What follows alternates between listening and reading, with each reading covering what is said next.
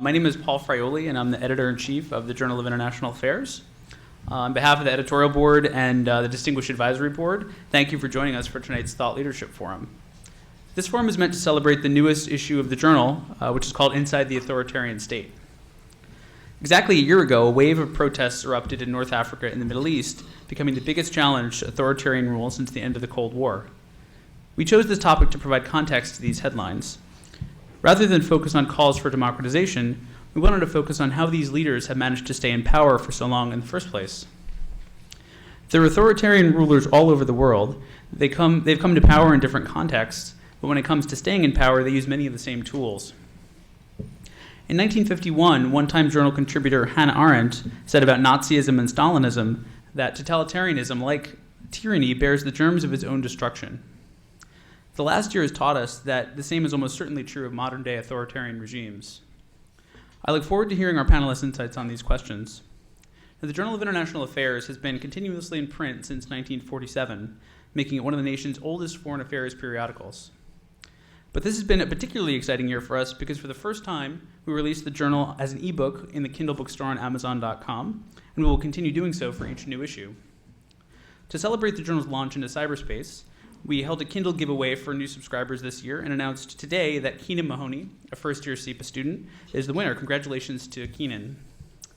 Now, in the coming weeks, we'll be rolling out new features to our website, www.jaicolumbia.org, including a section called the JIA Post. And this will link to content on the most interesting writing on the web, and we'll have commentary on it on our future issue topics. And our spring issue will be on the future of the city. We'll also launch JIA Online, which will feature long-form scholarship and commentary on a range of topics. I encourage you to visit our website if you haven't already. Now, before we begin our discussion, I'd like to acknowledge a few people whose assistance was essential. Thank you to the diverse group of scholars who contributed to this issue. Thank you to our esteemed advisory board, one of whom, Professor Sick, is a panelist tonight, and a former advisory board member is our moderator. Thank you to Dean Coatsworth and the administration and staff at SIPA, and thank you to all of our editorial, production, and digital assistants, whose hard work is the bedrock of this issue. Now, moderating our discussion tonight is Professor Cynthia Roberts. Professor Roberts is an associate professor at Columbia University. Since 2007, she's been a senior associate of the Saltzman Institute of War and Peace Studies at Columbia. Previously, Dr. Roberts was a director of Russian Area Studies in the graduate program at Hunter. She's held fellowships at Stanford and Brookings, was a member of the Executive Committee on Sciences, Arm Control, and National Security of the American Association for the Advancement of Science. Professor Roberts is the author of a monograph on Russia and the European Union, and is currently completing a study on the lessons from 300 years of Russian grand strategy from Peter to Putin. Her current research focuses on BRICS, power shifts, and global governance. Professor Roberts, thank you and welcome. Thank you. Mic's all on? Yes, there. So I'm delighted to be here and congratulate the staff of the Journal of International Affairs with a very well-timed issue on authoritarian states. Most of us have been spending time listening to and learning about transitions, and we recall and are often hopeful about these transitions from totalitarianism, as was the case in 1989, or from authoritarian rule to democracy, but this is the time to have an issue on authoritarian states reminding us that, in fact, transitions don't necessarily go to democracy, that they're not necessarily linear, they're often, they go in both directions, that countries that liberalize sometimes regress, and that generally authoritarian states have enormous durability, and there are still many of them. They're also a very diverse lot, so we're very fortunate to have a distinguished panel today to discuss different aspects of authoritarian states, because we know they range from economic basket cases like Zimbabwe to quite successful, efficient, and adaptable economies employing state capitalism like China. We see countries adapting and using technologies in response to protests in places like Russia and elsewhere. So it's really quite an exciting time to be looking at not just transitions in one direction, but also what we're up against in terms of the durability and the strength and the capacity of these remaining states. So I want to introduce the four panelists. They're going to speak for about 15 minutes each, then we'll have some give and take among them, and we'll open it up for questions. I'll introduce them in the order that they'll speak, and I should mention that our first speaker, Andrew Exum, unfortunately has to leave a little early to catch a train, so when he takes a side exit, don't think it's in response to something you're saying. It's unfortunately his commitments require him to leave early. So Andrew Exum, who's our first speaker, is a senior fellow at the Center for New American Security. He served in the U.S. Army from 2000 to 2004, leading platoon in Kuwait and Afghanistan, and a platoon of Army Rangers later on in 2003, 2004, also in Iraq. Afterward, he served on the staff as an advisor to General McChrystal and also conducted an assessment for General Petraeus. He has degrees from the University of Pennsylvania, the American University of Beirut, and his PhD is from the University of London. He's the author of This Man's Army, A Soldier's Story from the Front Lines of the War on Terror, and he also can be reached on Twitter. Gary Sick is well known to Colombia and to the world, of course. He served on the National Security Staff under Presidents Ford, Carter, and Reagan. He's a very well-known expert, I'm sure all of you know, on Iran and U.S.-Iran relations. He's published 2 books and countless articles on this subject and other aspects of U.S. Middle East policy. He also served in the forces in the U.S. Navy, in the Persian Gulf, North Africa, and the Mediterranean. And he also worked at the Ford Foundation as Deputy Director of International Relations and has been, among his other accolades at Columbia, former director of the Middle East Institute. And most important to the students in the room, he was recently voted one of the top 5 teachers at Columbia, a real distinction. Yes. Peter Godwin, to my left, was born and raised in Africa, studied law at Cambridge and international relations at Oxford. He's an award-winning foreign correspondent, author, documentary filmmaker, and screenwriter. He's practiced law in Zimbabwe, and he also then became a foreign and war correspondent and has reported from over 60 countries, including Angola, Mozambique, Uganda, Somalia. I obviously can't list them all. He wrote and co-presented a 3-part series, Africa Unmasked, for Britain's Channel 4. He's written 6 nonfiction books, one of them with the very clever title, which I look forward to reading, When a Crocodile Eats the Sun. But his most recent book is titled The Fear, Robert Mugabe and the Martyrdom of Zimbabwe, which was selected by the New Yorker in 2011 as one of their best books. We'd hope to have copies available, but I'm sure you can order it online and read it there. He's taught at the New School, Princeton, and Columbia, so there's his connection to us, and was a 2010 Guggenheim Fellow. At the end of the line, last but not least, Chris Walker is Vice President for Strategy and Analysis at Freedom House, where he oversees a team of analysts and scholars devising overall strategy and producing those documents that scholars find so useful, including nations and analytical projects, including Nations in Transit, Democratization in East Central Europe and Eurasia, Countries at the Crossroads, and many other analytical documents. He briefs government officials and think tank heads, participates in many symposia, has written widely on media freedom and democratic issues. He also teaches as an adjunct professor at global affairs in his spare time at NYU, and has taken degrees from SUNY and from Columbia. So there's, I guess, a Columbia connection for everyone here, which is good, and as well it should be. So without further ado, Andrew will be first, and each of the speakers will tell you more about the focus of their presentations. Right. Well, let's. Can you all hear me? Is this okay? Is a microphone picking up? Well, I was a bit shocked to get this invitation. I'm not a specialist in authoritarian regimes. In my early 20s, I think when people in their early 20s, they sometimes, try follow a band or something or go work in a coffee shop. I invaded foreign countries and overthrew their governments. It was the Bush administration. It was a crazy time. So that's my real only experience with authoritarian regimes. Academically, however, I look at non-state actors in the Middle East.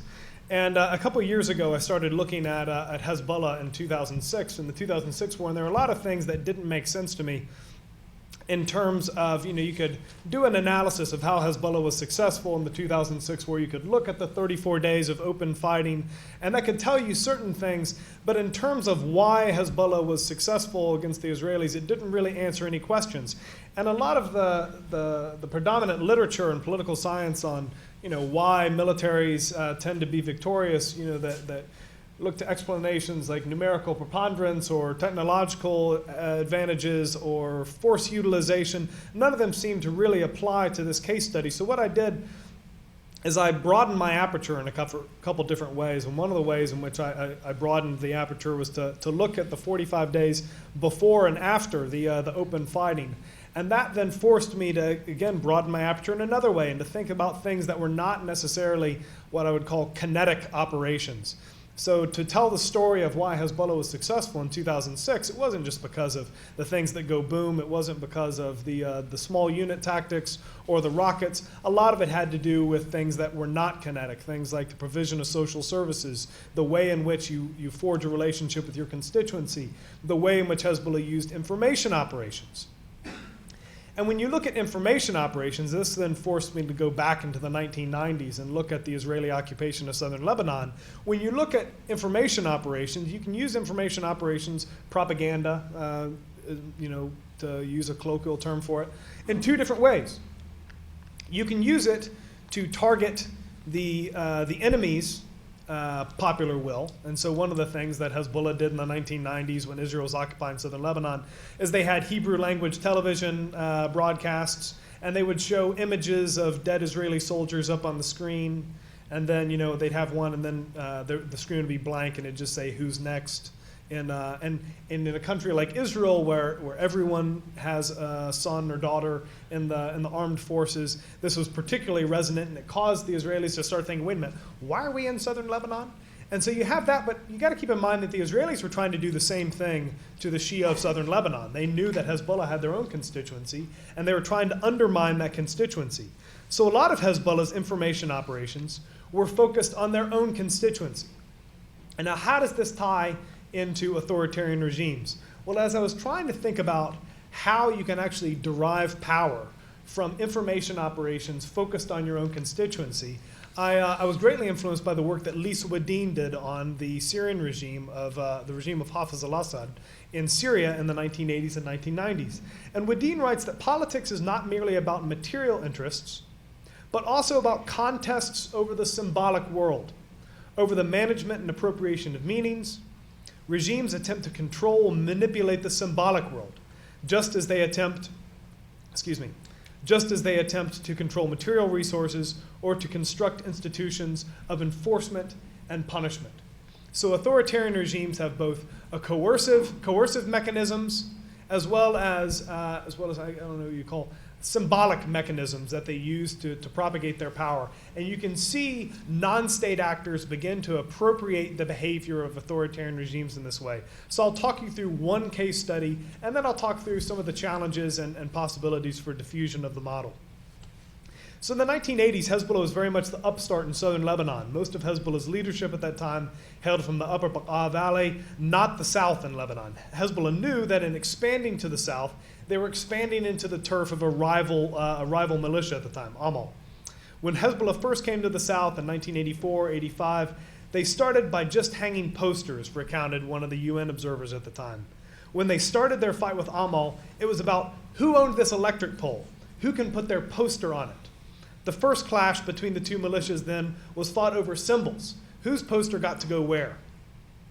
Eventually, Hezbollah began to eat into Amal's support in the south and capitalized on their gains in the southern suburbs of Beirut and the Bekaa Valley.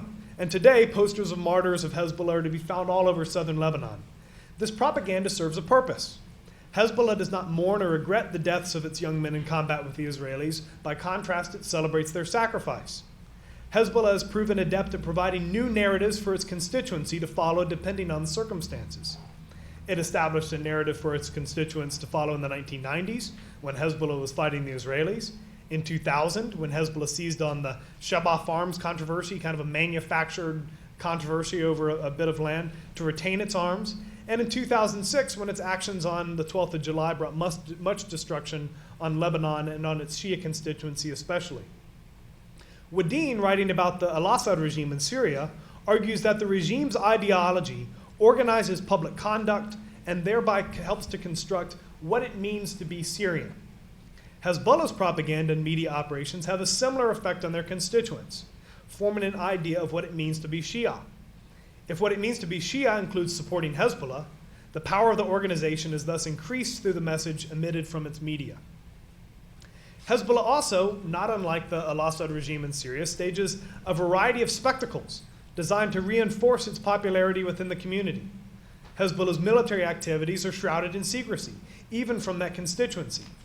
When Hezbollah first began its combat operations in the 1980s, for example, the people of southern Lebanon referred to them as the quote-unquote invisible people.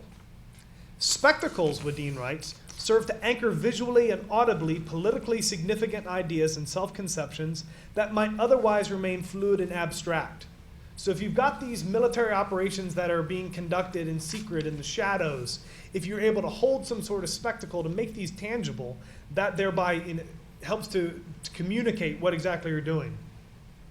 A year after the 2006 war, Hezbollah opened a museum in the southern suburbs of Beirut celebrating its victory and displaying arms both captured from the IDF and used against the IDF by Hezbollah fighters. I visited this museum on a weekday shortly thereafter the war, and the museum was packed by ordinary Lebanese families coming with their kids to look through this stuff.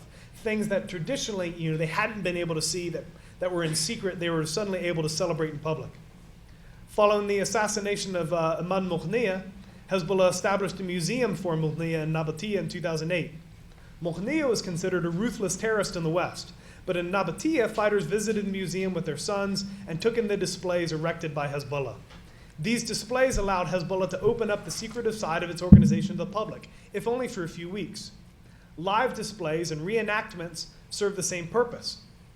In September of 2008, for example, Hezbollah used 100 of its actual fighters to reenact the battle in which Hadi Nasrallah, the son of the Secretary General, was killed by Israeli soldiers. Hezbollah's information operations have two major effects on Hezbollah's relations with its constituency. First, their media has the effect of defining what it is to be both Lebanese and Shia. Being Lebanese and Shia means, at the very least, supporting the armed resistance activities of Hezbollah. It's permissible for a Lebanese Shia to support another political party at the expense of Hezbollah, Amal, for example, but it's not permissible to speak out in opposition to the military campaign waged against the IDF in southern Lebanon during the 1990s, or to question Hezbollah's arms in an era that followed Israel's withdrawal from Lebanon in 2000. It's important to note here that Hezbollah's information operations themselves do not threaten punitive action against those who would speak out against the organization's activities. The genius of the operations is that they render any threat of violence unnecessary. As Wadeen argues, rhetoric and symbols reduce the need to rely on sheer repression as a mechanism of control. A Lebanese Shia who questions Hezbollah's arms, and some do, fly in the face of an established and powerful narrative. The degree to and speed with which Hezbollah is able to sell a narrative to its constituency is impressive. Prior to 1999, for example, few in Lebanon had ever heard of the Shebaa Farms, a disputed border region seized from Syria by Israel in 1967. The lands historically belonged to Lebanon, but are thought to have been an excuse Hezbollah seized up when it appeared as if Israel's withdrawal might mean the organization's disarmament. When the Speaker of the Parliament, Navih Berri, presented Lebanon's case to Israel and the UN, in fact, in 2000, he was unable to identify the farms himself on the map of Lebanon. He'd never heard of them. Nonetheless, within a few years, few in the Shia communities of Lebanon would question Hezbollah's insistence upon both keeping its arms and launching cross-border raids into Israel, which provoked brutal responses from the Israelis in order to liberate these farms. And what I've tried to do here is just offer one example in which a non-state actor expropriates a tool of an authoritarian regime in order to increase its own power with its constituency. But there are a couple things I want to cover here. First are, and the final two things I'll cover are potential for diffusion of the model, and then second off, the challenges that this model now faces. In terms of diffusion, you can already see other militias, you can already see other organizations within the Middle East begin to have this same type of, to use the media in a very similar way. To have their own media, it's now quite common for an organization to have its own television network, to have its own newspaper, and through this media you can kind of create your own internal narrative for your own constituency. The challenges that you have going forward are in many ways also opportunities. So in the 1990s, for example, Hezbollah was able to use its own television station to broadcast images of Israelis dead and dying on the battlefield, things that couldn't be broadcast on Israeli television. But when they were broadcast on Al-Manar, Hezbollah's television station, then suddenly it's fair game because it's out there in the open source. So Israeli television could then broadcast those images. That was that had a revolutionary effect on the battlefield in the 1990s. But by the 2000s, when we were in Iraq, who needs your own television station when you can have YouTube, when you can post jihadi videos, when you can post your propaganda on the internet? You can have an effect that way. That is, at the one hand, it's an opportunity for non-state actors, but on the other hand, it's also a challenge. It's tougher to control the narrative if you're a non-state actor going forward. Just as we've seen with authoritarian regimes, it's tougher if you're the al-Assad regime to control the narrative going forward. So what worked in the 1980s and 1990s in terms of tools of oppression, in terms of being able to define the narrative for your constituency, don't work today because you've got a more diffuse media environment and you're able to, it's very difficult to keep your little epistemic closure fully closed. So that having been said, I'll turn it over to Gary, but and I apologize for having to leave early, but I've got to take off in just a second. Thank you. Gary Sick is next. Thank you very much. I was given one word of instruction about my talk here this evening. That word was Iran.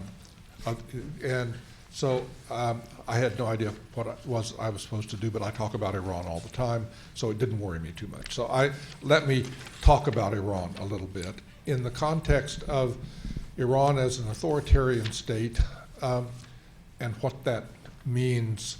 I want to sort of think aloud with you a little bit about what that means in terms of decision making and in terms of how Iran responds to various pressures which we all know are in fact being exerted.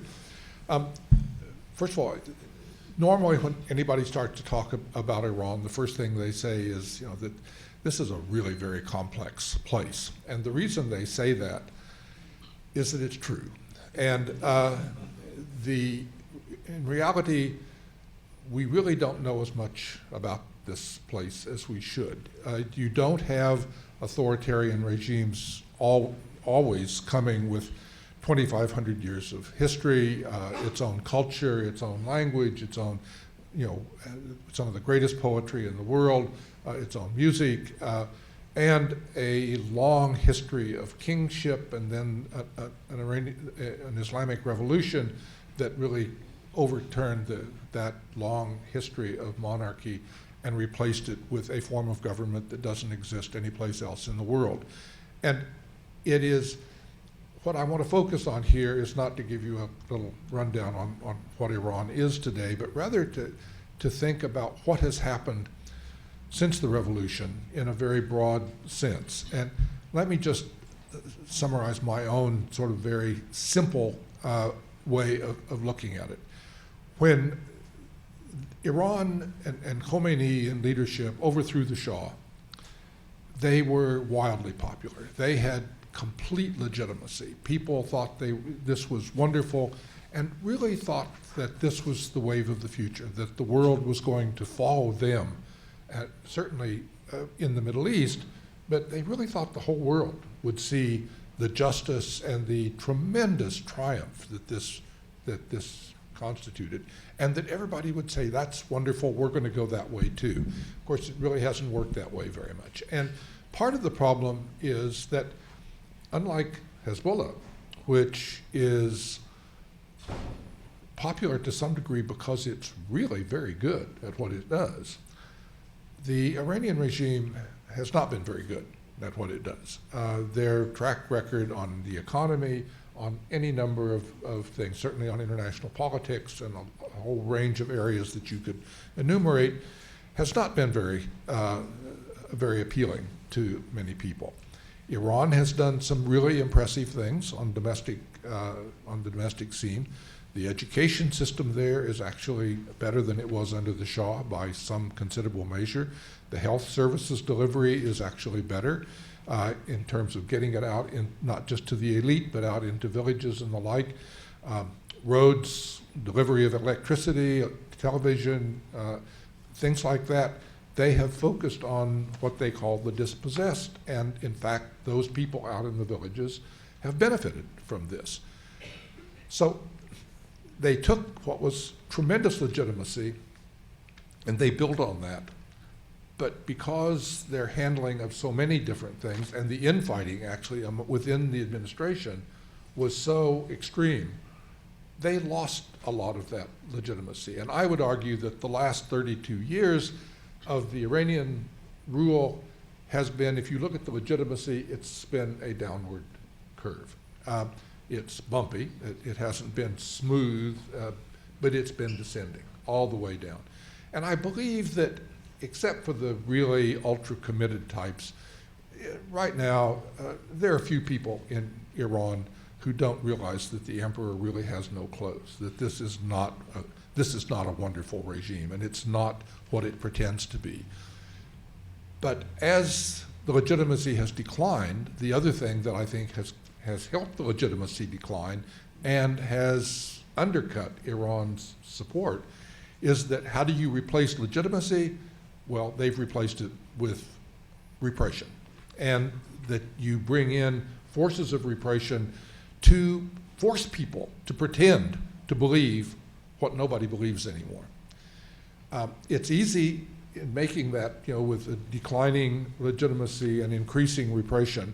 I think those lines crossed, if you like, in 2009 at the time of the election when Ahmadinejad came back in, and there were great controversy about whether it was a fair election.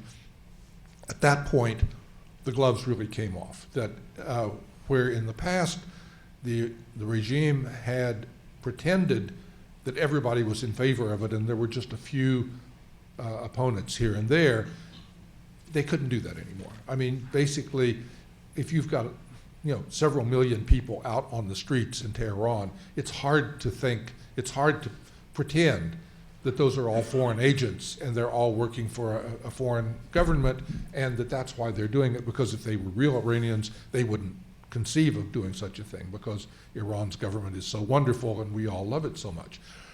So what they've done is two things. One, they've really brought the Revolutionary Guard into the picture in a way that it had not fully been before.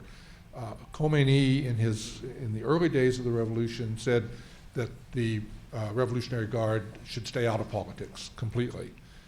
That's been totally reversed. They are now intimately involved in every political and economic decision that is made in Iran. And that is a new factor which I don't think any of us have fully taken account of. It's difficult to get your hands around exactly what that means, but it is something that's very different. The other thing that they've done is try to amplify the role of the clerics and of religion in the government. So today, the official line is that Khamenei, the supreme leader, is the representative of God on earth, and that basically he can't really make any bad decisions. I mean, that basically everything that he does, it's the divine right of kings reconstituted and basically being used. Now, how many people actually believe that? I don't know. But the reality is that if you have to pretend to be divine in order to get your people to shut up about your failings and do what you think they should do, there's something wrong with your system. That is a description potentially, of a system that is running down and could collapse at any minute and so forth, especially with the problems that they've had now with the economy and the like.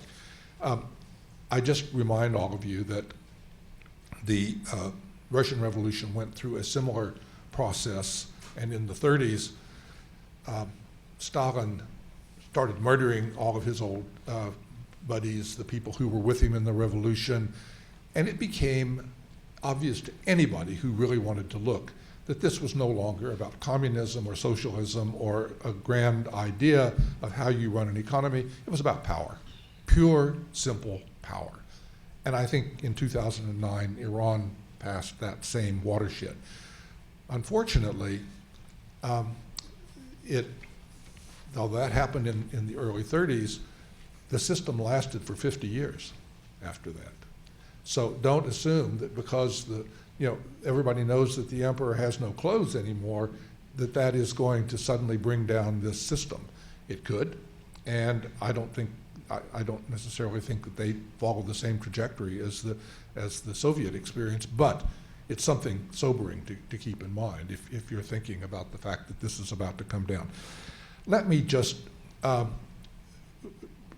look at this now in terms of sort of where we are in terms of what's happening right now. And I'm not going to go into I can't actually go into a long, detailed discussion. But as you all know, the United States in the lead, but with a number of other countries behind us, are imposing increasing levels of sanctions. And basically this latest round of sanctions, which was passed by the Congress, and actually against the will of the Obama administration. They didn't want these sanctions passed because they're too blunt-edged and they actually were dangerous. And they got some little fixes in it, but since it was attached to the Defense Authorization Bill and had virtually 100% of the Congress voting for it, there was nothing you could do about it. So the executive branch issued a signing statement and held its nose and signed the sanctions. But what the sanctions actually are is this is the end of the road. People talk about sanctions being the alternative to warfare. This is sanctions morphing into warfare.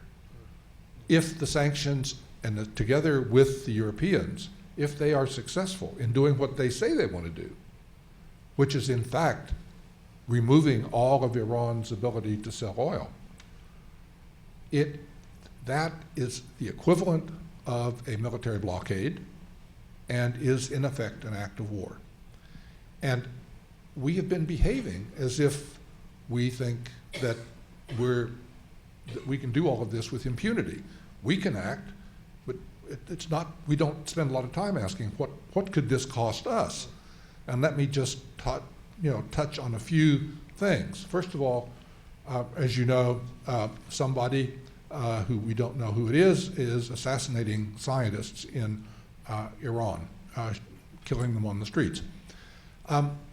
What if you're an American or a British or somebody else scientist, and you're going to an international convention, which there's really no security there, and you're attending, and suddenly you have a rash of, perfectly ordinary scientists, maybe involved in RAND or some pseudo-military activity or pseudo-government, and they get bumped off when they're attending the conference.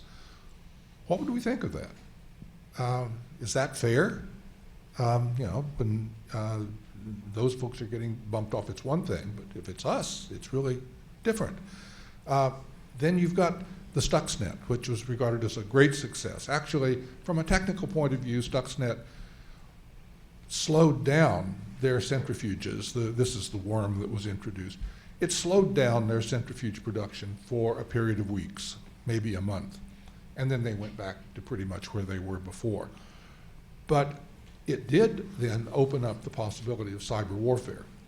And that is I think that is something that you want to think about when you open that up. I mean, that is a really serious process. And if there's one area of international conflict where the playing field is fairly level, where there's not just big guys and little guys, but where everybody's roughly the same, it's cyber warfare.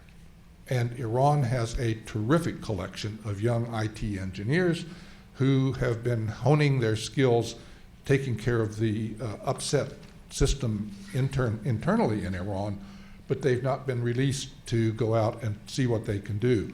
I'll just give you one quick example of how this can work.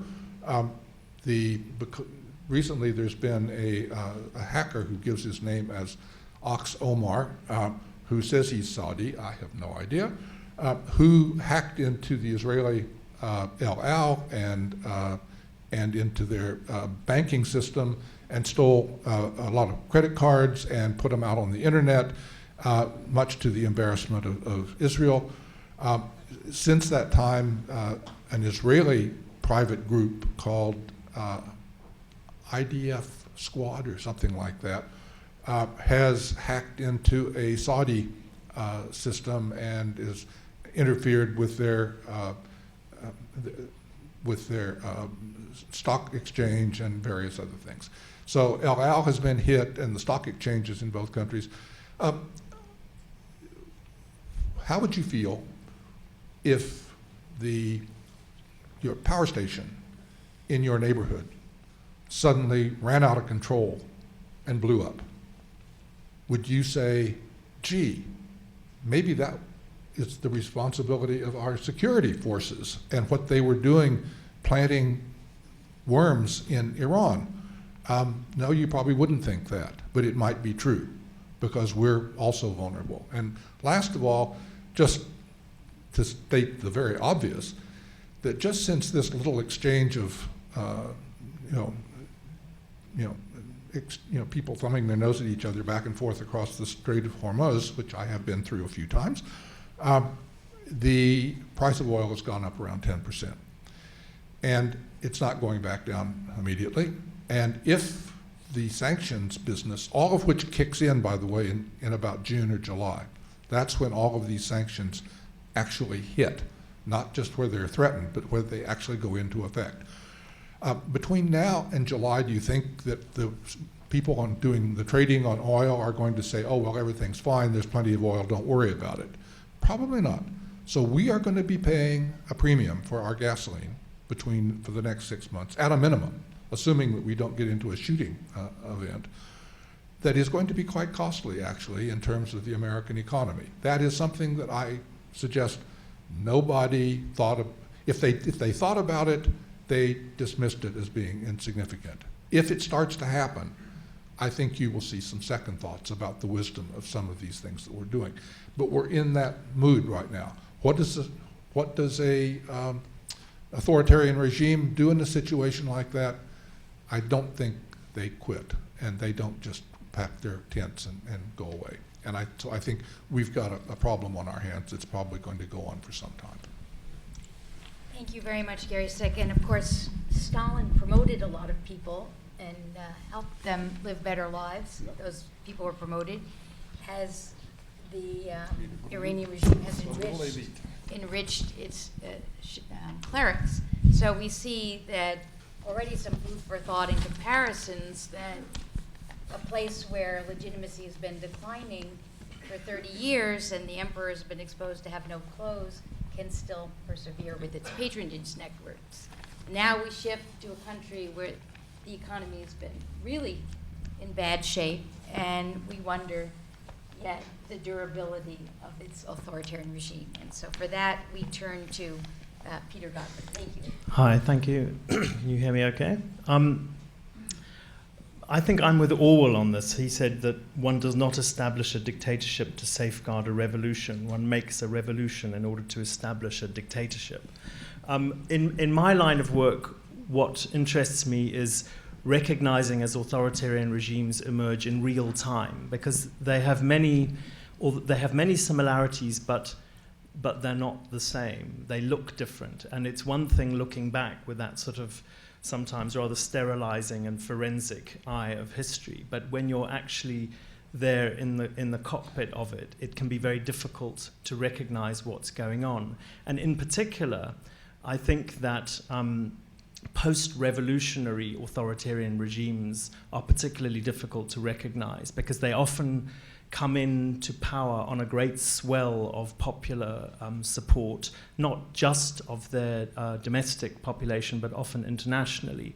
And it takes a long time for people to sort of grudgingly accept that they've morphed into something else. And that's been particularly the case in post-colonial regimes in Africa, where in many respects, morally, historically, there was a huge amount of sympathy as these independence movements all came to power, finally shrugged off colonial repression, if you like, essentially starting, I'm mostly here talking about sub-Saharan Africa, with Ghana in 1957, which was the first country to be given independence from Britain in that case, and then very, very quickly down the continent through the late 50s and early 60s, really foundering at White Rhodesia in 1965, where Ian Smith, the recalcitrant white leader, declared unilateral independence from Britain rather than give up to majority rule. And then, of course, there was South Africa and Namibia, which came much later. So when the Rhodesian War was finally over, it went from 1973, early 1973, until 1980, when they had the first democratic elections in Rhodesia, and Rhodesia became Zimbabwe. Robert Mugabe won those elections with enormous ease. Now, one of the things that fascinates me is to realize that a lot of democracies are actually dictatorships in waiting. In other words, if you can win elections, that's great. You don't have to do more than that. You don't have to be authoritarian. But you only really recognize the Democrat or the authoritarian when they lose their first election. In other words, their response to losing that election finally outs them. What are they most interested in? Are they interested primarily in staying in power, or are they real Democrats?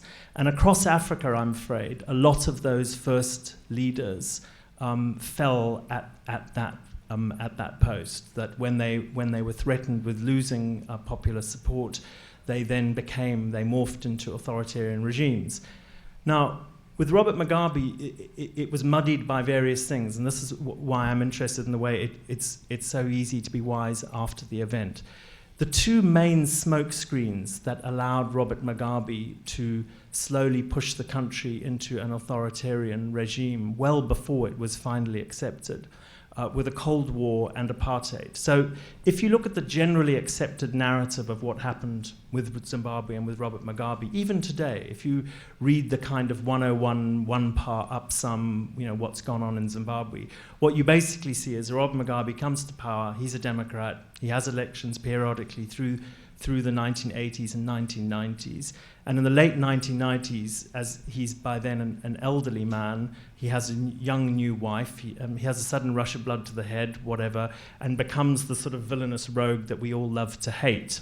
And that's sort of the Hollywood trajectory of Robert Mugabe turning into a kind of tyrant. But unfortunately, none of that's true. It really isn't. So if you go back, and I think it's instructive to do this only insofar as it's not particular just to Mugabe. It has a much more generalized resonance. Take, for example, the Liberation War itself. Now, you can say, well, they were morally justified in mounting a liberation war against a racist regime that didn't want to share power. Absolutely. Nevertheless, what you're learning, though, as a young Robert Mugabe, is that you are using a violent response to a political problem. And it works. It takes time, but it works. So just in terms of checking boxes, in terms of your tactical development, in 1980, in those first elections, at that point, there were 3 armies in the field at the end of the war, and they wanted to demilitarize the electoral playing field. So the Rhodesian army was told to move back into barracks, and the 2 guerrilla armies, that of Joshua Nkomo and that of Robert Mugabe, were supposed to pull back into what were called assembly points.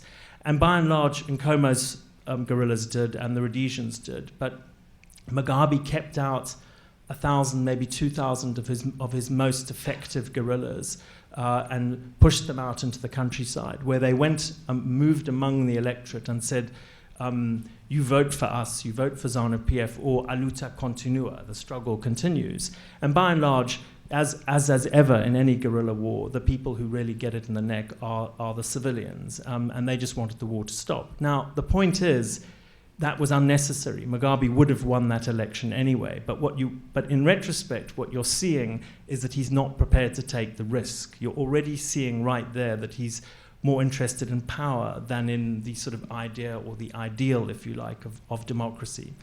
Very shortly thereafter, what he does is deploys his North Korean-trained 5th Brigade.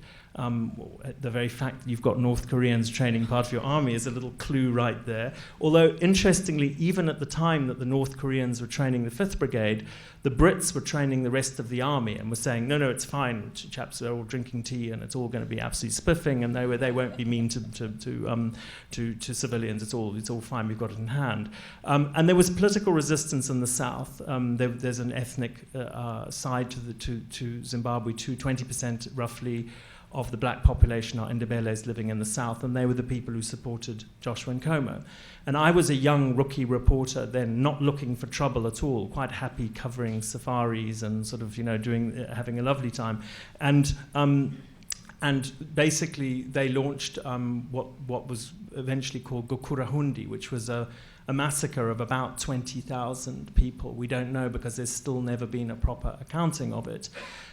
What was extraordinary about this is that it happened in 1983-84, and you might ask yourself, well, my goodness, what was the international response to that? The answer is absolutely nothing. There wasn't anything in the UN, there were no sanctions, there was absolutely nothing. Mugabe, after that, got a knighthood from the Queen, was feted in Western capitals, it was all completely fine. Nothing happened.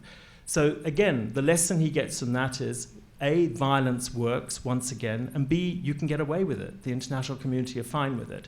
Now, the reason the international community were by and large fine with it, it brings me to those two earlier smoke screens. And someone like Mugabe is a very cunning man. Dictators do come in different shapes and sizes. This is no Idi Amin, who was the heavyweight boxing champion of the King's African Rifles, or some Nigerian general with medals across his chest. This is a highly educated, very intellectual man who studied it all and realizes really what the international threshold is, what you can get away with. So if whenever I see there's been a tsunami or something like that, or a 9/11 or anything like that, look around the world for dictators doing their dirty work while the world's cameras are pointed somewhere else. It's astonishing how often they wait for those kind of things to distract the world.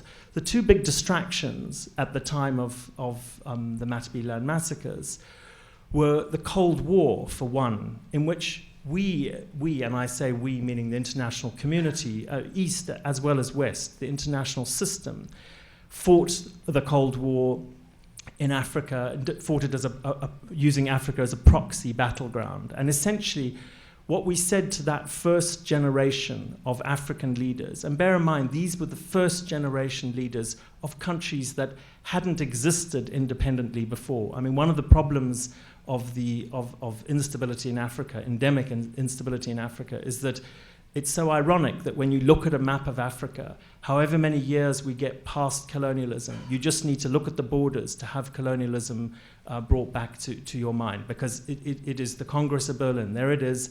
These countries exist in these bizarre shapes and sizes that cut across all sorts of logic, ethnic, economic, anything, transportation, whatever you like, because it's still the fingerprints of colonialism. That essentially, we said to that first generation of African leaders, listen, we don't care if you're democratic, we don't care if you're violent, we don't care if you're transparent or if you're corrupt. We only care that you support us, i.e. the West, or in Moscow's case, them. Are you on our side or their side? That's all we care about. And that was how business was conducted, essentially. I mean, I'm simplifying, but that's essentially how we related to Africa until 1989, 1990, when the Berlin Wall came down. And then all of a sudden, we turned to African leaders and said, oh, no. Rules of engagement are different now. You've got to be, you have to be democratic, you have to have elections, you can't be corrupt. And we started to try and impose transparency and all these other earmarks of good governance on Africa that we'd been absolutely fine since the late 50s without seeing any of that. So so I have a sort of sympathy is too strong a word, but I can understand the confusion of that first generation, that seminal generation of African leaders who were somewhat confused at how the international engagement suddenly was turned on its head. But the other thing that was the other reason Mugabe got away with what he did, and just to bring you up to speed with that decade. After the Matabeleland massacres in the early 80s, he then essentially declared a one-party state, forced Nkomo's party, co-opted it into his party, so that there was no opposition. So from the mid-1980s until 1999, there was a one-party state. So there's no overt violence because you don't need to use overt violence. He controlled the media, and in that period, what you see happening is what you always see happening in these countries, which is that the media becomes a state monopoly, that all independent centers of power are closed down, that the civil service becomes increasingly from the ruling party, that it's blurred completely, the bureaucracy becomes completely politicized. And in this particular case, what you also have is you've come in on revolutionary zeal, you've fought a war. So from the rest of the world's point of view, what you have further south, south of the Limpopo, through all this period, right up until 1993, essentially, is you have apartheid. And in that sense, that was also enormously advantageous for Mugabe, because every time you criticized him, he could basically say, you're essentially apologizing for apartheid by attacking me. And we wanted Zimbabwe to succeed because we wanted Zimbabwe to be a good example of how a majority-ruled country could succeed, because that helped you to overthrow apartheid. It undermined the racist rhetoric of the National Party in South Africa. So that was another smokescreen that then also disappeared. So when an opposition party did then emerge in 1999, 2000, Mugabe suddenly found himself sort of naked, if you like. He didn't have these smokescreens. And that was when he then reacted again violently against this new opposition, he then suddenly met international opprobrium. Although it's interesting to note that however far he went with his violence, there's been no international intervention. And my belief is that there's a sort of essentially an unspoken tripwire to international intervention. On the one hand, we'll intervene if your genocide gets beyond a certain threshold. In other words, the sort of Rwanda-style thing that we, not on our watch, we can't, it holds a mirror up to ourselves that we can't bear to see ourselves sitting by. But that's a fairly steep one. And the other two tripwires are two exports that the country you're going to intervene in needs to have. And these two exports are oil and international terrorism. And if they don't export either of those, and they manage to keep their sort of political violence down below that threshold, then we'll talk the talk, but by and large we won't walk the walk. And Mugabe absolutely knows that. And that's why in the 2008 elections, and yes, Mugabe does have elections, and don't think for a minute that because you see elections happening in an authoritarian regime that you're actually seeing democracy at work. You're usually not. There are many, many ways. I mean, who's it? Stalin said it's not who votes that counts, it's who counts the votes. And he was right. But in Zimbabwe's case, when the 2008 election spun out of control and kicked into a runoff, Mugabe basically launched an astonishing attack on his own people. But what he did in this case, very cleverly, instead of the body count mounting to more than several hundred, which is bad enough, what he did was set up torture camps and launch a huge campaign of torture where they lifted all the office bearers at junior levels even of the opposition party. And they established, ironically, the torture centers in schools and ran these people through the torture centers. But what they did was, and it was almost as though it was scripted. I mean, I interviewed hundreds of these people and their experiences were almost word for word the same.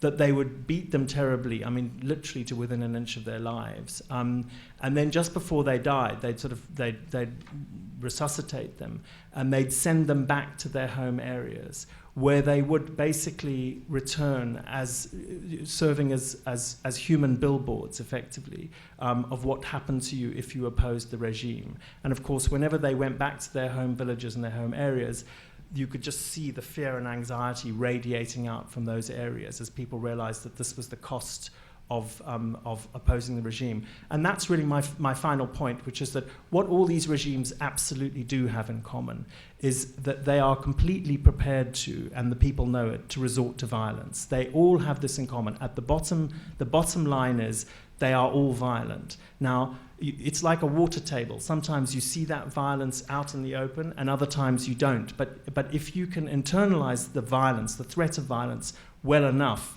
So, for example, these people in Zimbabwe in 2008 who've been through this torture, they now know what it's like. You don't actually have to torture them again. It's, you can actually sort of telegraph it and keep people in line that way. So, whenever you do see an authoritarian regime, you must just look for the font of violence. And in Zimbabwe, it's in the National Army and the security forces generally, who still see themselves as guardians of a revolution. And so you can understand that in a place like Zimbabwe, and I've worked in many other places, not just in Africa, but for example in Cuba, which I instantly recognize. I arrive in Cuba and it's like being at home. I get it right from the beginning. I can see what's going on, what the dialogue is between the ruled and the rulers.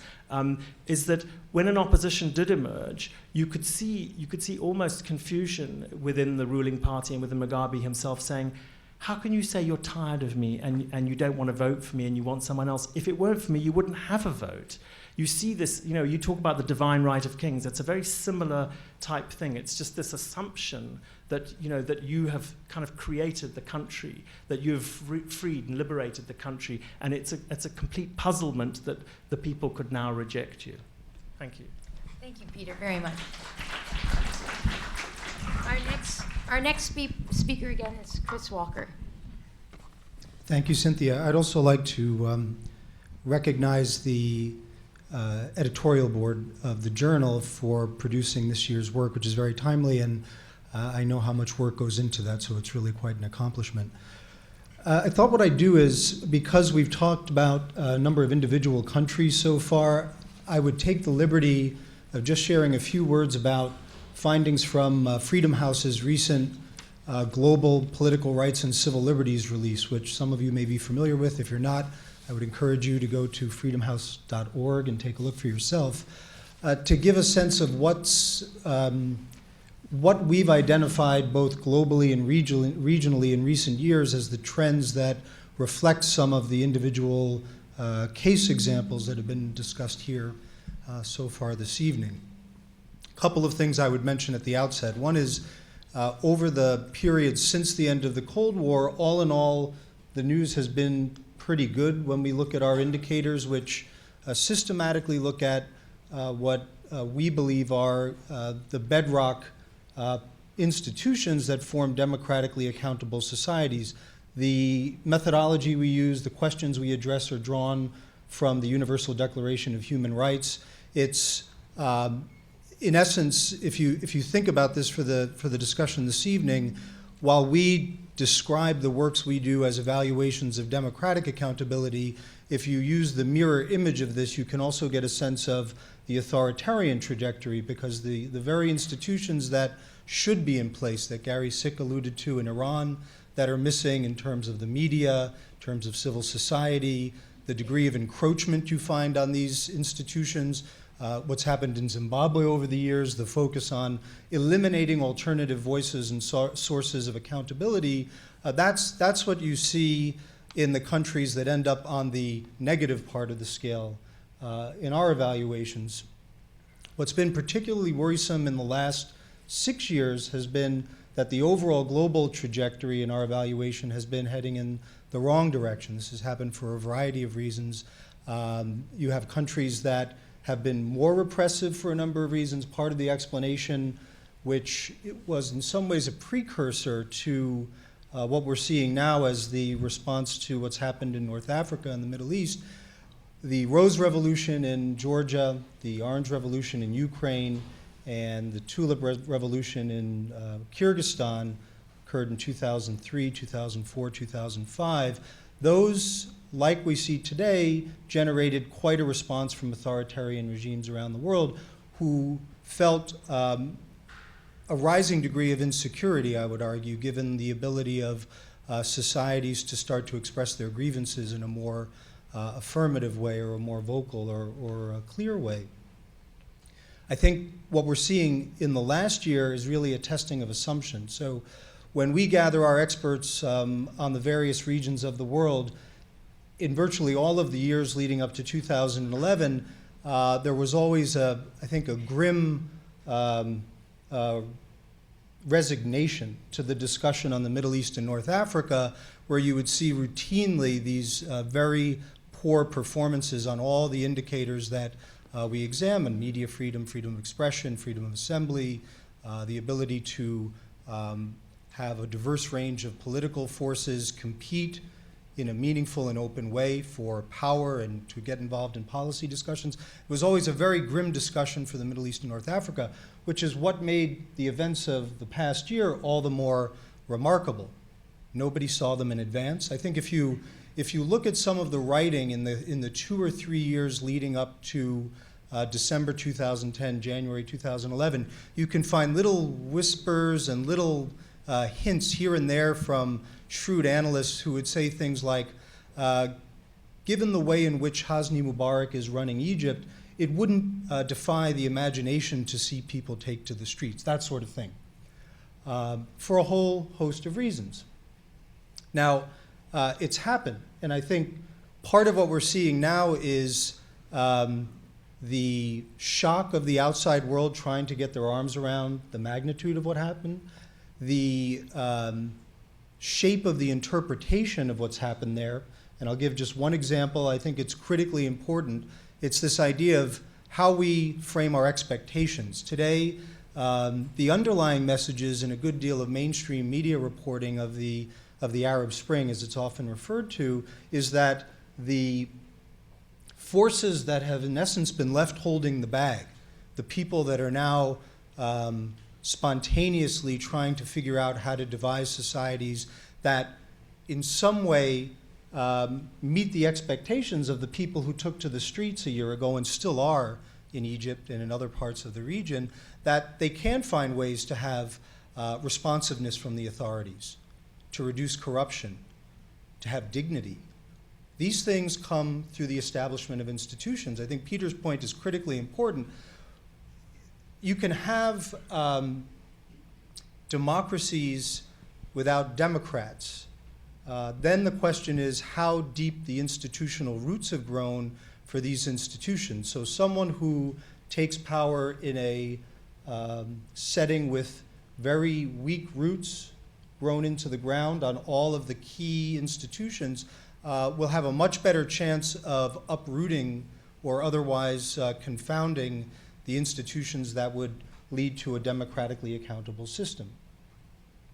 Today in Egypt, Libya, to expect the forces that are now attempting to create new institutions to make positive headway in a year or less after decades of corrupt rule by which there was lawlessness, patronage, the systems were typically based on corruption, it's unreasonable. And I think part of the challenge for these societies internally as well as the outside world who need to provide political, diplomatic, and material support will be to frame expectations in a way that gets the best outcomes. I'll talk just a bit about one or two case studies, and I'll shift gears a little bit on this idea of assumptions and upending assumptions. In the same way, we couldn't imagine anything of the sort happening in North Africa and the Middle East 15 months ago or 18 months ago. We're now looking at another part of the world that, by Freedom House's analysis and lights, is the most consolidated, repressive geographic space on the globe, which is Eurasia, the states of the former Soviet Union. There, too, there have been a host of assumptions about what the outside world, what the United States, what the European Union can expect to get through their relationships with the current governments in Moscow, Astana, Baku, and elsewhere. And I think if we think beyond normal boundaries, maybe it's not so impossible to imagine changes coming there. I can tell you many of the people who follow the region who I know would say things like, well, people are getting a little bit frustrated there, but anything even remotely similar to what's been happening in North Africa and the Middle East is just not in the cards. And this was, of course, discussions last summer, this sort of thing. The apathetic Russian public, people couldn't imagine them coming out and expressing their views and grievances in large numbers. Of course, they've started doing that. So the question is, what does this suggest going forward?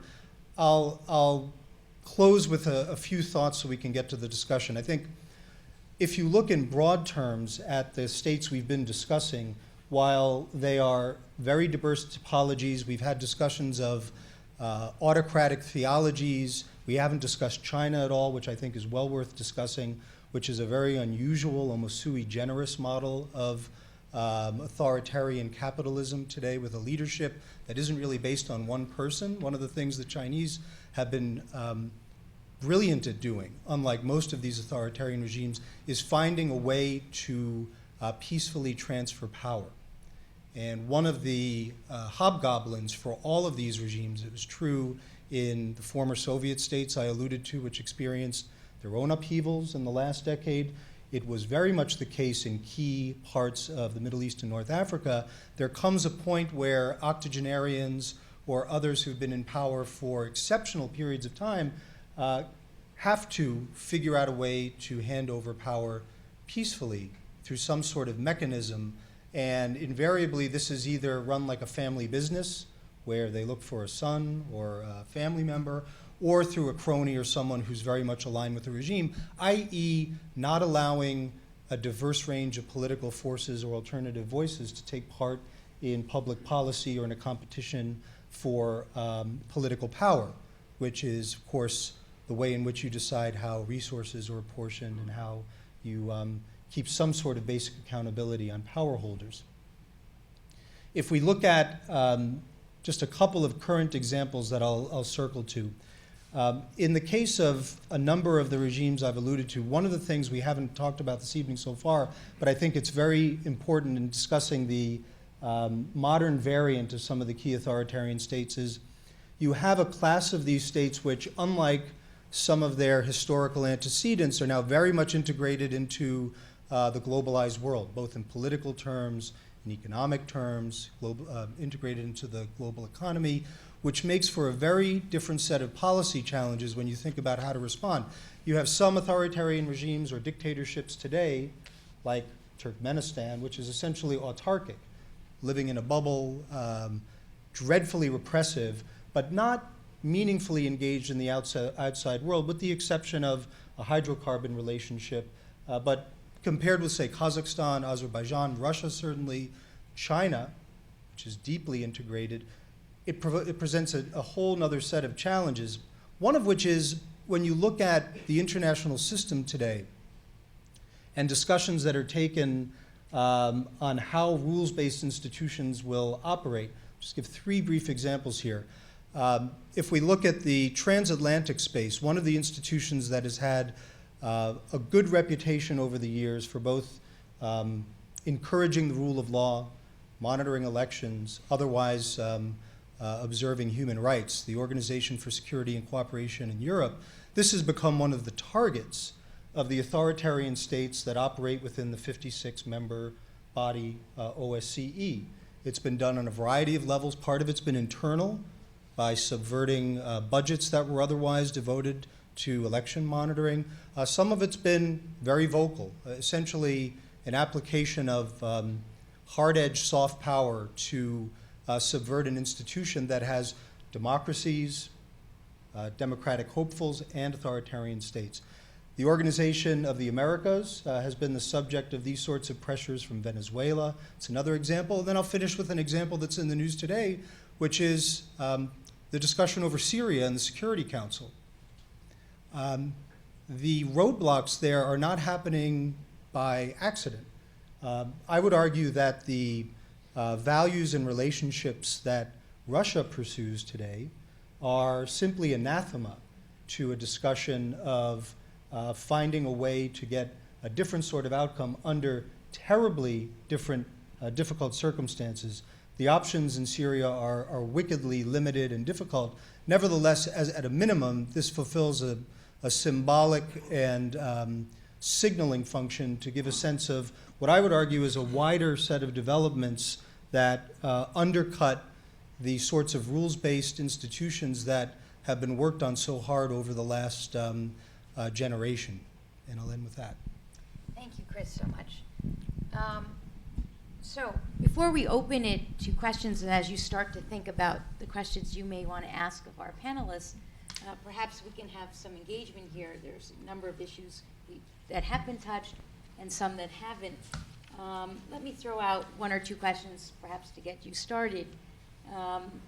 This issue of, I think, one of the last points that Chris raised about distinctions between those authoritarian regimes that are more modern and more open and more globally integrated, the Chinas, the Russias, and others of the world, versus the more traditional closed regimes like North Korea, or you gave the example of Turkmenistan or others, where coercion and repressive means are the traditional and reliable mechanism and seem to work for a long period of time.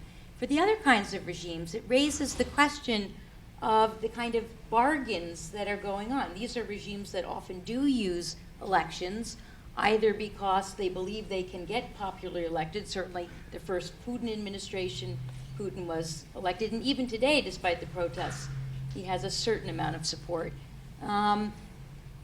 Those with young, westernized middle class, like in Iran.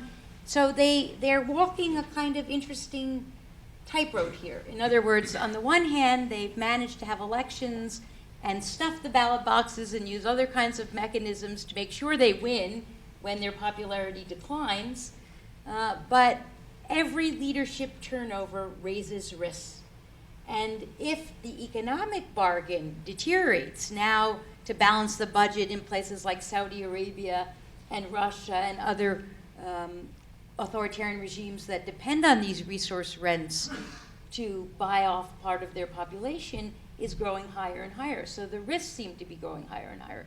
And the question is, will this encourage perhaps more economic reform as a way of bolstering the authoritarian regime? In other words, will China's model, that is not entirely unique, a kind of state capitalism, be a model for other autocratic regimes to look around and say, well, if we're going to stay in power, we're going to need not just to use repression and not just stuff ballot boxes, we have to deliver the goods to some extent. And will this perhaps create greater durability for authoritarian regimes along a kind of China model and dampen expectations? This is a problem that we could see in reforms in Iran. It's certainly a problem that Russia has experienced. And with the growth now in Africa, despite the problems with China, there are those that might look to that kind of direction. So maybe we'll jump in. Well, mine's going to be very brief, which is that one can't assume that that China's example is purely in terms of its domestic affairs. In other words, to be used as an example of how it governs itself, when in fact in Africa, China's arrival in Africa, and now it's a major trading partner of nearly all of Africa, has had a very deleterious effect on the developments of and safeguarding of democracy there, because by and large, China's quite happy to do business with authoritarian regimes. In fact, things are much more stable. You can get things for cheaper by bunging 10% under the table and not demanding transparency or anything. There's no Foreign Corrupt Practices Act to worry about. So certainly, in the case of Zimbabwe, but not just Zimbabwe at all, as soon as China comes in as a major trading partner, looking for resource-hungry trading partner, things have tended to move backwards, and that's the big worry, certainly in Africa, looking at the Chinese as a partner. Just one small coda that I make this mistake all the time, and I guess I'm showing my age, which is that when one looks at Chinese companies in Africa, I keep having to remind myself that China's no longer monolithic. I mean, in the sense that the companies are very different to each other. They range from being sort of pseudo-military fronts to kind of like pseudo-multinationals down to mom-and-pop companies and everything in between. So you can't just think of the Chinese company as a one-size-fits-all. And that is often very difficult to figure out what you're dealing with. But by and large, it's had a bad effect. Well, I would say for those who are interested, yesterday's front page article in the New York Times that describes how Apple decided to move its enterprises there and use this incredible economic setting they've created, Foxconn. I think that argues that China is an unusual case, at least in some respects. It's really quite remarkable. My sense is that many of these regimes are already trying to do what you suggest, and there are also limits to that. So in Russia, the authorities are, as in some degree in Iran and Kazakhstan and other hydrocarbon-reliant states, reliant on the price of oil being at a certain level to maintain their budgets and also to have the windfall for patronage and other purposes, internal security among them. The Saudis have been on a very strong upward trajectory of enhancing their own internal security. So I think there may be limits there, and I wouldn't imagine the sort of innovation that's perhaps suggested in your question to shift the model. I think this will be one of the tests. You're seeing it in a number of countries. For those countries that have tried to create this authoritarian bargain in which people sacrifice political rights or expression rights or others for economic gain and growth, I think we may be also coming to a period where in a number of these countries, including Gulf countries and the former Soviet Union, where this bargain or this compact will also increasingly be tested. Right, and of course China has been more efficient and effective at the central leadership thanks to its technocratic, sort of MIT-type educated leaders, where the corruption and the people blame were the local and regional officials for the corruption. That's less true in these other regimes, where corruption is staggeringly high and a major source of protest, and also true in Iran, where corruption is much Actually, broader. Iran has, in the early days, they didn't have to fix elections. Basically, they won, though they were continually surprised. I mean, things happened in the elections that they had not anticipated, and in some cases, when Khatami was elected originally in 1999, they were shocked and didn't really know what to do about it. And then they sort of helped Ahmadinejad come in, and they weren't altogether happy about that either, because he hasn't proved to be what he was supposed to be. And in many ways now, there's this huge fight going on. And I have a strong suspicion that we may be nearing the end of presidential elections in Iran. The supreme leader last year suggested that we don't really need a presidential system. We could have a parliamentary system, and then you would have the parliament elected. They're going to go ahead with that. Those are little individual elections, and they're easier to fix, I think. And it doesn't get the kind of national enthusiasm going. And but then the Majlis, the parliament, elects the president, and we then would know that it'll be somebody that we can work with. And this has been suggested, and the election is scheduled to be in 2 years, or actually in 2014, and we'll see whether, in fact, that's the way it goes. But the Iranians talked specifically about the Chinese model. They identified it. They haven't been able to pull it off, and I think they would recognize that they have not done it. They have not succeeded, and it's partly because of the nature of the leadership and the way the spoils are divided up. Well, the Russians haven't been able to pull it off either, although parliamentary elections didn't help them. The recent protests were over the reviled party of liars or crooks and thieves, and not even before the presidential election, so it can go both ways. One other question that occurs to me, and then we'll open it up, is whether there are sort of any common leading indicators that give us a sense for cracks in these regimes that we might look to identify. And when we've seen them, it's often, surprisingly, but they seem to matter a lot, in the security services, right? Cracks in security services can make a huge difference, but I'm not sure they're leading indicators. They may be trailing indicators. So are there... Actually, let me just give an example. Right now, the big news in the Iranian newspapers and on the websites is that there are a group of fairly senior Revolutionary Guard officers who are openly criticizing the Supreme Leader. And there are others saying, you can't do that. And there's two different groups of the Revolutionary Guard that are doing this. This may be a teeny little flash in the pan, but that's new. And the Rev Guards are so important in maintaining the structure of the regime that this kind of really open split, it's one thing if they do it quietly, but to have people coming out in the open and doing these things was really unthinkable. So is that an this indicator? Question I don't know. also came up in Syria, but after the protests became militarized. What have you found in your research? I don't know if I'd necessarily categorize it as a leading indicator, but one of the things we've seen in a number of these settings is that the regimes that look to apply more pressure focus on the media and civil society in places where there may be some more space.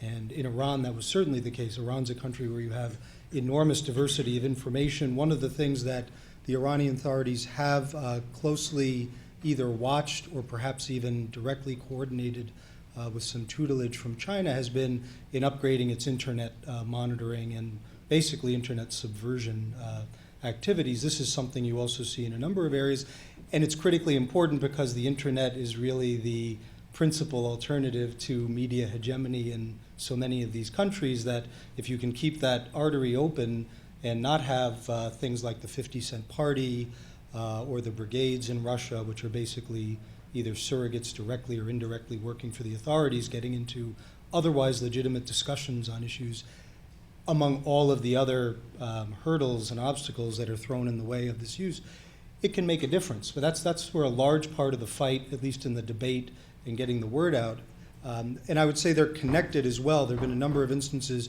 Kyrgyzstan 2 or 3 years ago is an example of a country that was fragile with aspirations for improvement.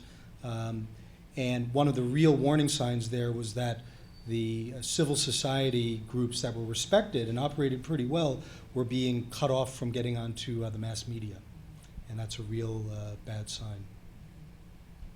Well, I'd just say, I mean, I think before, when one looks at the web and internet and those when one looks at the media generally, one's got to immediately also look at the GDP and see who has access to these things. So in much of Africa, for example, the king of media, the only media that really matters still is radio. I mean, so often someone as sophisticated as Mugabe will allow newspapers in the capital and let the sort of, let the liberal effete, if you like, read them and Twitter on and whatever, but they're not big enough and not important enough. But will not allow any, especially FM radio, to proliferate, because that would be too dangerous. Although it's interesting, they were terribly exercised about the Arab Spring. They got very, very worried when it happened, to the extent that a group, a University of Zimbabwe lecturer, who invited a group of people round to watch, he taped CNN coverage of it, and so they watched that,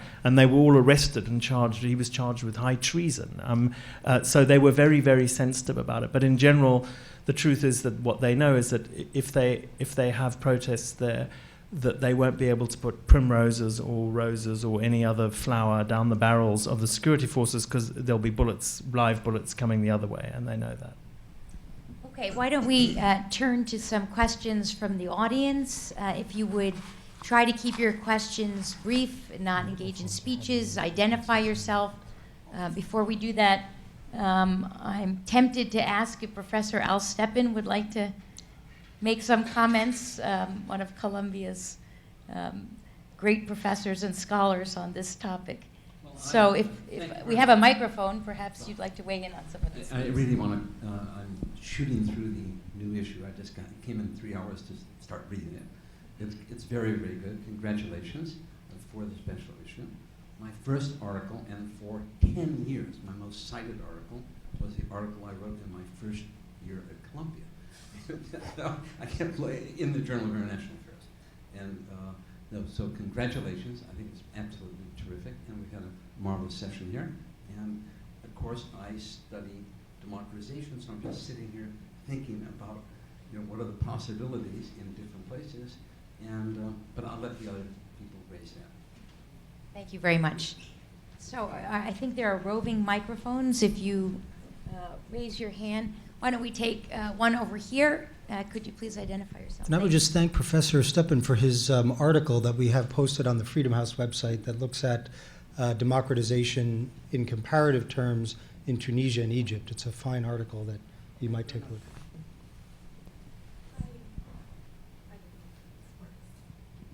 You should have a green light, so.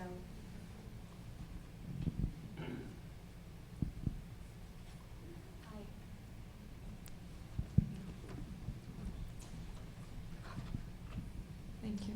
My name is Yelena Rukhadze. I am a senior student at GS, and I am graduating this year. I'm Professor Snyder's student. And my question is for Professor Sip. I am from Georgia, and I am interested in highlighting the significance of partisan politics in the United States in regards to the situation in Iran.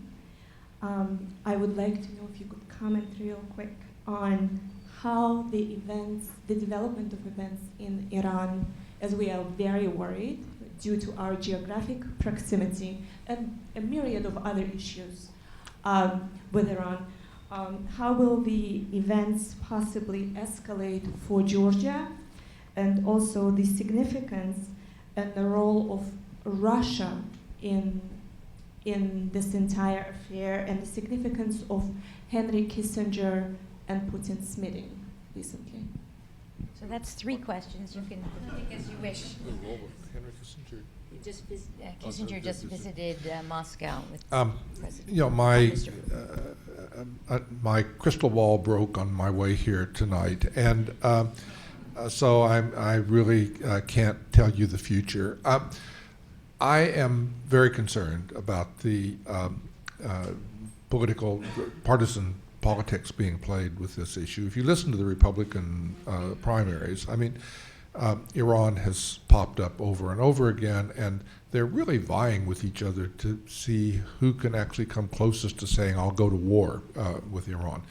And the Congress has passed bills now that really are getting close to the equivalent of going to war.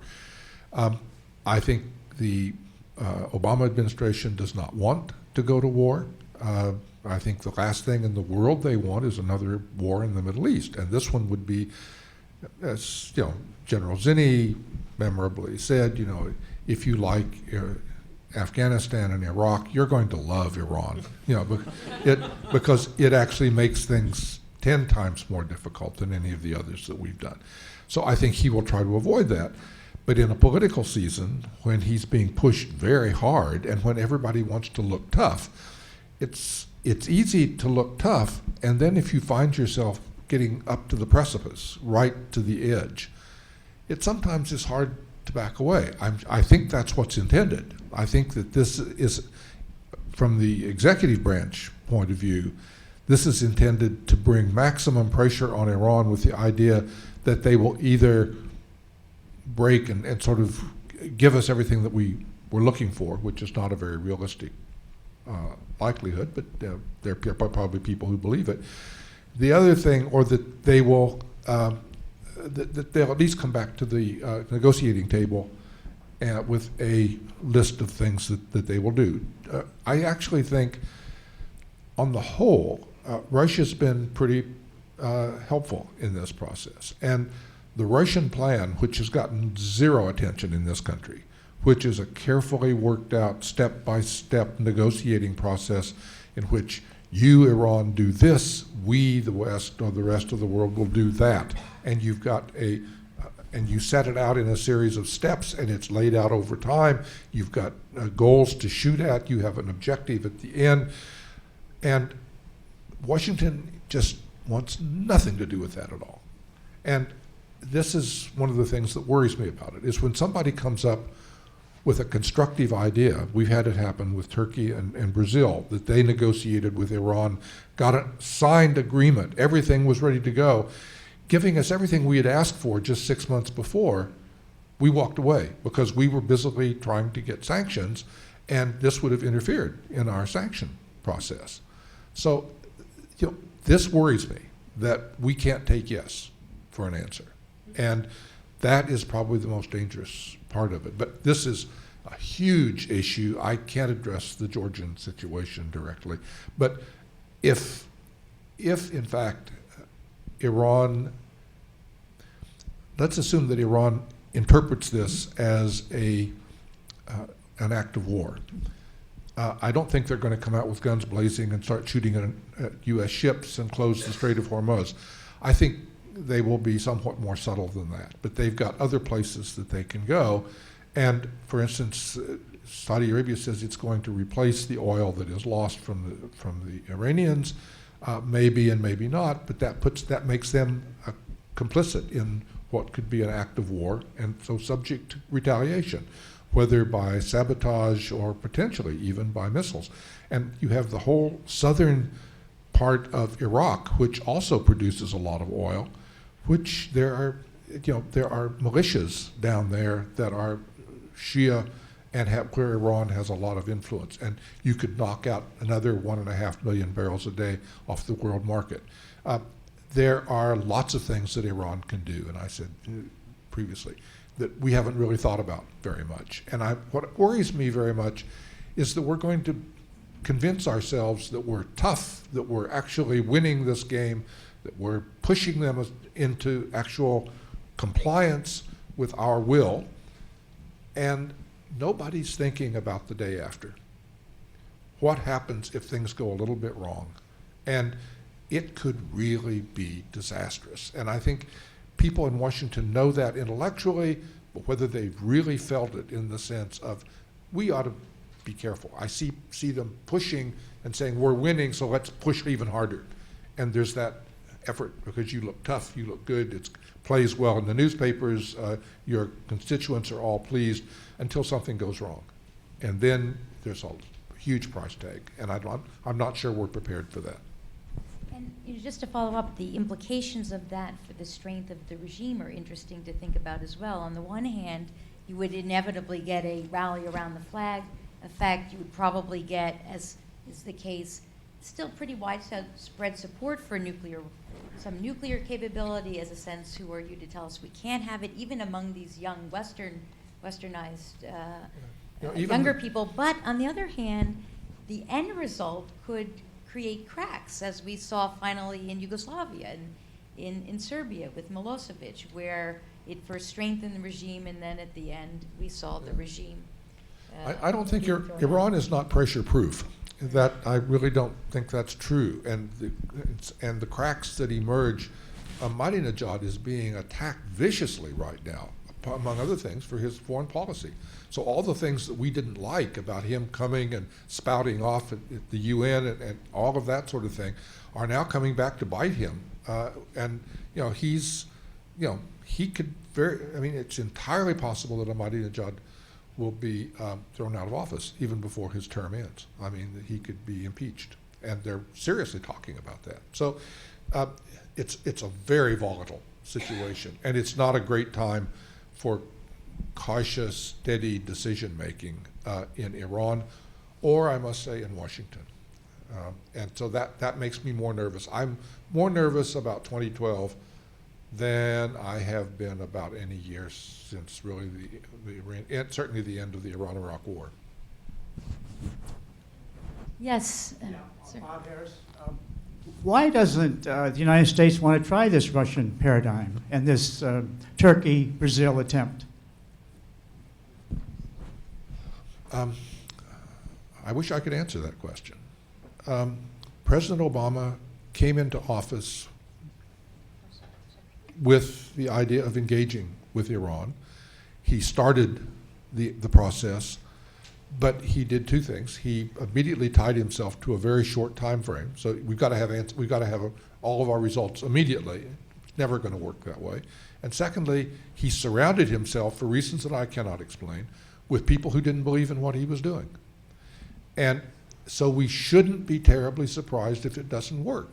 And why you have this, uncertainty, as I say, why we're not willing to take yes for an answer is something that I find very puzzling, the same way you do, and I wish, if you have an explanation, let's talk afterwards. I would like to know.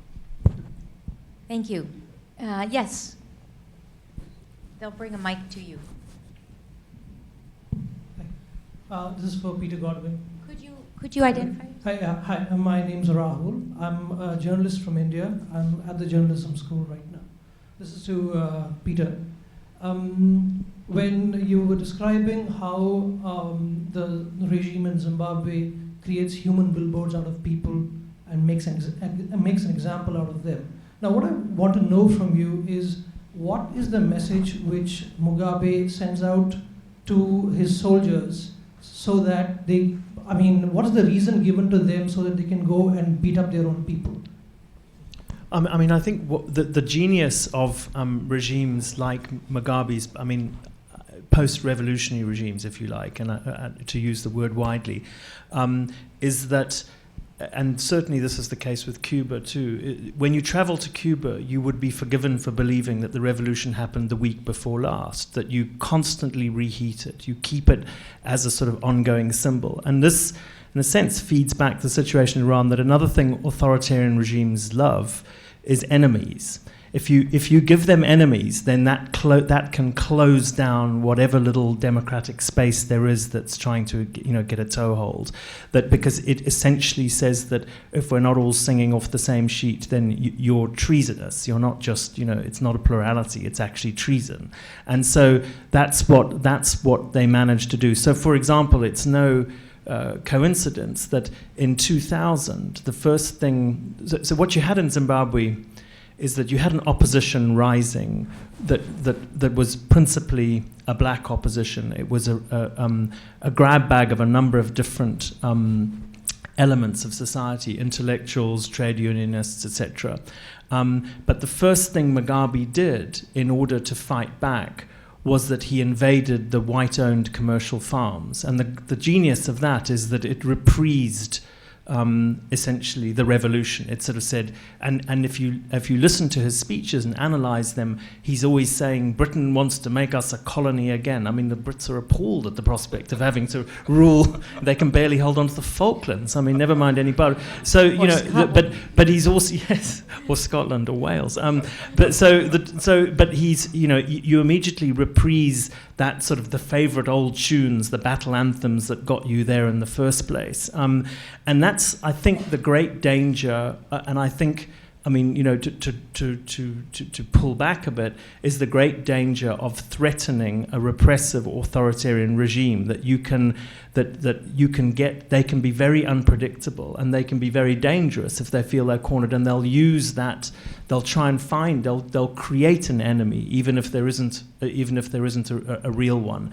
So, Mugabe did have South Africa until 93, apartheid South Africa, and then that went as well. So that's generally what he's trying to do. The security forces basically there are also part of, they're inculcated in the tradition of the liberation fighter. So in Zimbabwe, the people who've gone onto the farms, for example, call themselves war vets, veterans of the liberation war, but most of them are under 30, and so they weren't born, but they were barely born during the liberation war, and certainly aren't war vets. But what they're doing is they're purloining that, they're kind of co-opting that liberation zeal and that liberation narrative, to keep it sort of in perpetuity, and that's what they do in places like Cuba as well. That's what you do to to refresh your revolution. Was your life in danger when you were in Zimbabwe? Excuse me? Was your life in danger as a journalist when you were in Zimbabwe? Well, you know, the problem in working in a country like Zimbabwe is that you don't know what's going to happen. So, for example, if you're stopped at a checkpoint, I mean, someone like me, I was declared an enemy of the state at one point, and I don't quite know if that still exists anymore. So you come to a checkpoint, and you can, if you can speak a few words of Shona or whatever, you can go through it, it's fine. Or maybe what happens is you get taken to a police station for the weekend and then released or thrown out of the country. Or maybe you get taken to some rough ground north of the city and shot in the back of the head, and you don't really know. That's the problem. It moves into this kind of Latin American style, you know, where people aren't in uniform. So generally not. I mean, the truth is that journalists in Zimbabwe have generally, foreign journalists have been safe. I'm a kind of hybrid. So, you know, in human rights terms, we're always, you know, in this last book that I did, I mentioned everybody by name. I mean, that was one of my things, perpetrators and victims by name. I got permission from the victims, not from the perpetrators, but I deliberately wanted this to be sort of on the record, that these were actual people, not composites and not, you know, whatever. And I'm of the school that you harden victims as targets by giving them a measure of profile. Now, it differs from situation to situation. In Zimbabwe, though, it's clear to us that in general, when someone has a higher profile, they're held in prison for a shorter time, and when they are, they're treated better. And you know, so you can. Whereas if someone's seen as expendable and obscure and whatever, those are the people that it's most easy to just sort of disappear. And one would imagine that nationalism is also the substitute after post-revolutionary zeal runs out, and we see this even in places like China, or perhaps even especially places like China. We certainly see this in North Korea, that the mobilizing of nationalist forces to justify. And that creates these kind of warning signs for the interaction of foreign threats are not just manufactured, but they become dangerous as the regime uses them for justifying legitimacy. I mean, in Zimbabwe, I would just as a coda to that, is that the Zimbabwe situation could be solved in a couple of weeks if South Africa had the political will. South Africa's the sort of regional superpower. If they wanted to fix it, they could fix it. You know, Zimbabwe depends on South Africa for everything, for transport routes, for the lot. And there's a precedent for this. This is what happened when John Foster, who was then the South African Prime Minister, lost patience with Ian Smith because there'd been the revolution in Portugal and Mozambique and Angola had become independent. He told Smith the gig was up. Smith didn't listen, and suddenly the goods trains stopped running on time, one thing. So, you know, it can be done. But what's interesting is if you look at the whole of Southern Africa as a group, all of the countries that had liberation wars, in all of those countries, the liberation movements are still in power. So in Zimbabwe, you've got ZANU-PF. In Mozambique, you've got Frelimo. In South Africa, the ANC. In Namibia, SWAPO. And the MPLA in Angola. And it's not in the interests of any one of them that any of the liberation movements lose power, because that creates a dangerous precedent and shows that actually they can be overthrown. So what South Africa's been trying to do is kind of get a technocratic ZANU-PF, you know, fix the succession problem. And I think, for example, that in South Africa, I mean, I wrote a somewhat controversial piece, op-ed piece, on the occasion of Nelson Mandela's retirement, that actually one of his greatest achievements, one of his greatest legacies, if you like, to South Africa is not the ones that we usually think of. It's the fact that he retired after one term as president. And South Africa, you know, whatever else you think of the ANC, is now on its fourth president. So they've figured out a way to change leaders. Now, if the ANC itself was ever under serious threat, that's a different question. But in Zimbabwe, we've still only had one leader. So that's a secondary issue. I think the first rule of being a moderator is never come between the audience and the reception outside. So following that, I think we have time for one more question and an opportunity for our speakers to offer some parting thoughts. So if there are no last questions, yes, Professor Steppen. A question for Gary. I began my career studying military organizations, and quite often, when you had a paramilitary group or like your Revolutionary Guard, the people who really don't like them are the institutionalized military. And most of the ones that I've studied, they came to a bad end. I mean, so to have the Revolutionary Guard attacking the supreme leader and marginalizing the institutionalized army, that seems to be some tension there that you haven't had a chance to talk about yet. Well, I mean, this criticism, a week ago, I would not have predicted that that could even happen, that you would have a group of senior leaders or relatively senior leaders openly making statements like this. That was just unthinkable. The Revolutionary Guard has transformed itself into a very complex organization, and yes, it does control it controls the judiciary, it controls the intelligence service, it controls the coercion forces, it carries the guns, it dominates the Basij, which is this populist group that is used to put down riots and this sort of thing, or to beat people up if necessary. They also have a very significant role in the economy. They get major, and we've helped them because by putting on the sanctions, we've encouraged them to use their own resources, and the Revolutionary Guard is the best organized of the bunch of them. So they manage the smuggling routes. When we cut off goods and the goods are smuggled in, they get a cut, and they use that to support themselves. They are building, airports and roads and various other things, and running large and getting increasingly involved in the oil business. They're a major institution, and the thing that I would stress is that Khamenei, the supreme leader, is surrounded by these people. He, because of security and all, they govern where he goes, when he gets there, who gets in to see him under what circumstances, and a lot of other things. And the fact that there's this rift inside the group is astonishing, and must be a tremendously worrying thing for him, unless it just looks like something very different from the outside than it does from the inside. Iran used to be a congeries of different forces that you had to put together in order to get a decision. It's really now been reduced to two, and that's the office of the Supreme Leader and the Revolutionary Guard. And the bazaar, which was very important in the past, is gone. The reformers are gone. There are no other institutions that you have to deal with. And that is getting very close to the definition of a totalitarian state, and they sort of are moving in that direction from sort of authoritarian, and it's been a course that is going on. And I don't know where it's going, but it's a fascinating thing to watch. I'll just make a comment that I've recently been in Turkey and recently been in Brazil. I've recently been in Turkey and recently been in Brazil, and the single most question is, why can't you guys take yes for an answer? Yep. We thought we were doing something creative. I know. It's a flabbergasting. And these are not negligible countries.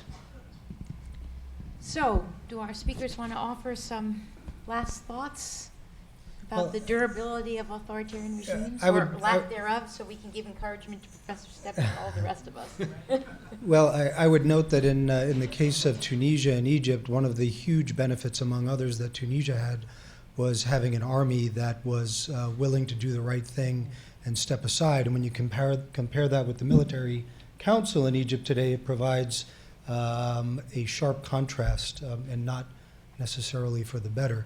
I think we've talked a lot about the challenges of dealing with these regimes and the very thorny policy conundrums that the outside world finds themselves in. I'm thinking back in this conversation also to Yugoslavia back in the mid-90s, when it was done with noses held, imposing the sanctions on Milosevic, precisely because it then empowered the military and security services to do all of the smuggling and corrupt running on the borders. But that was done as an alternative, at least in the short term, to taking military action. There are always these horrible choices there. I think one of the things that you see looking at a different level of analysis is the regimes we've discussed, almost without exception, are don't have succession mechanisms.